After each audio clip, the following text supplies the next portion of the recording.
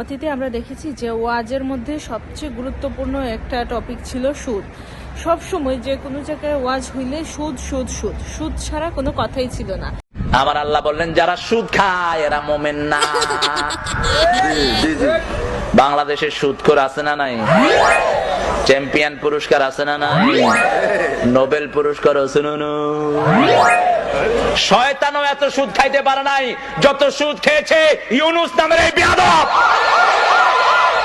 সেজন্য এই বেয়াদবের সাথে আমাদের কোনো সম্পর্ক, যদি তার সাথে সম্পর্ক থাকে মুমিন হওয়া। কে বলছেন? এখন একজনের চেহারা খুব দেখা যায় টেলিভিশনে, বাংলাদেশের মহিলাদেরকে বিভৎস করার জন্য, গ্রামে গঞ্জে সুদের মতো কবিরা গুনাহকে পৌঁছে দেওয়ার জন্য সবচেয়ে বড় অবদান যিনি রেখেছেন তার নাম হলো ডাক্তার ইউনুস। সুদ এত বেশি কোন ব্যাংকে নাই যত বেশি গ্রামীণ ব্যাংকে, এবং এই সুদ দিয়ে তিনি মানুষের বাড়িঘর ভেঙে নিয়েছেন। এটার অসংখ্য নজির আছে। যদি ইসলাম থাকতো হাজার হাজার জিনার দায়ে তাকে শাস্তি দেওয়া হতো। যে ব্যক্তি সুদ খায় সে যেন তার মায়ের সাথে জেনা করে। কারা কারা সুদে টাকা লাগান হাত তোলেন।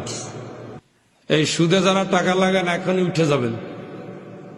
সুদের ব্যাপারে 5 বছর ওয়াজ করছি, ওঠেন। কিন্তু গত 7 মাস কি সুদ নিয়ে কোনো কথা শুনেছেন বা কোনো একটা ওয়াজে সুদ নিয়ে কোনো বক্তব্য শুনেছেন? শুনেন নাই, কারণ এখন তাদের সুদ বাবা ক্ষমতায়। সুতরাং যেহেতু সুদ বাবা ক্ষমতায় আছে, এখন তো সুদ নিয়ে কথা বলা যাবে না। সুদ নিয়ে কথা বললেই কিন্তু এখন জেলে ঢুকিয়ে দেয়া হবে, গ্রেফতার করা হয়ে যাবে। ব্যক্তিগতভাবে আমার সুদ নিয়ে কোনো সমস্যা নাই, কারণ আমি জানি যে সুদ ছাড়া কোনো আর্থিক প্রতিষ্ঠান, কোনো দেশের কোনো ধরনের কোনো আর্থিক প্রতিষ্ঠান, ব্যাংক কোনো কিছুই চলতে পারবে না। সুতরাং সুদ নিয়ে আমার কোনো সমস্যা নেই। কিন্তু যারা এতদিন সুদের বিরোধিতা করে আসছিল, সুদ নিয়ে কিন্তু তাদেরই সমস্যা। অথচ তারা গত 7 মাসে সুদ নিয়ে একটা কথাও বলে নাই, কারণ তাদের সুদ বাবা ক্ষমতায়। আচ্ছা, আপনাদের বইছেরা মাহতাবের কথা মনে আছে? যে বইছেরা মাহতাব, সে রংধনু দেখলেই সে সমকামিতা খুঁজে বের করে, 7 রং দেখলেই যে সমকামিতা খুঁজে পায়, সেই রংধনু মাহতাবের কথা মনে আছে? যে কিনা রাষ্ট্রীয় সম্পদ বই ছিঁড়ে জাস্ট বিকজ অফ সমকামিতা বা ওইখানে LGBTQ সম্প্রদায়কে রেসপেক্ট করা হয়েছে, তাদের সম্পর্কে বইয়ে লেখা হয়েছে, এইটার জন্য সে প্রকাশ্যে রাষ্ট্রীয় সম্পদ ছিঁড়ে ফেলেছে, ধ্বংস করেছে। সেই বই ছেড়া মাহতাবকে কি এখন আপনারা দেখতে পান?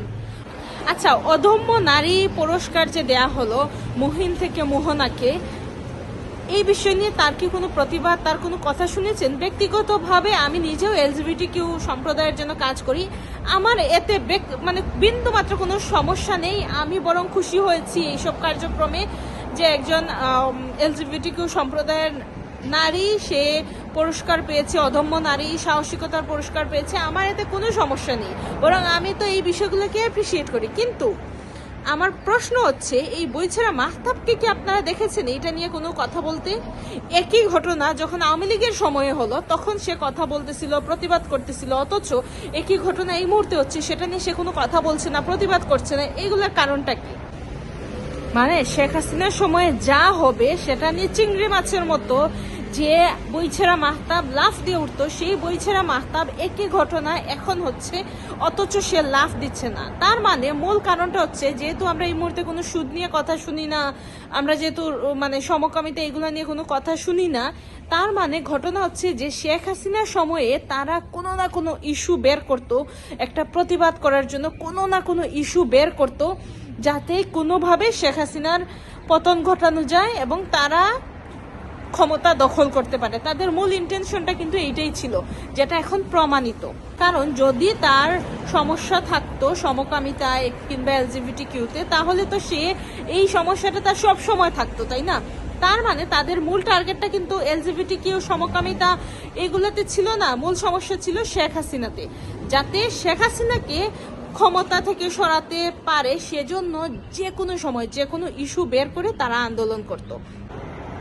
আমি আগেই বলেছি যে ব্যক্তিগতভাবে কে শরীফ, কে শরীফা, কে মুহিন, কে মোহনা, এগুলা নিয়ে আমার কোনো সমস্যা নেই। কারণ আমি তো মানুষ, আমি তো যুক্তি বুদ্ধি সম্পন্ন মানুষ, আমি তো পড়াশোনা জানা মানুষ। আমি জানি যে অন্যের অধিকারে হস্তক্ষেপ করা উচিত না, সেটা আইনত অপরাধ। কিন্তু যাদের এই ঘটনাগুলা নিয়ে সমস্যা ছিল, তাদের তো সব সময় সমস্যা থাকার কথা।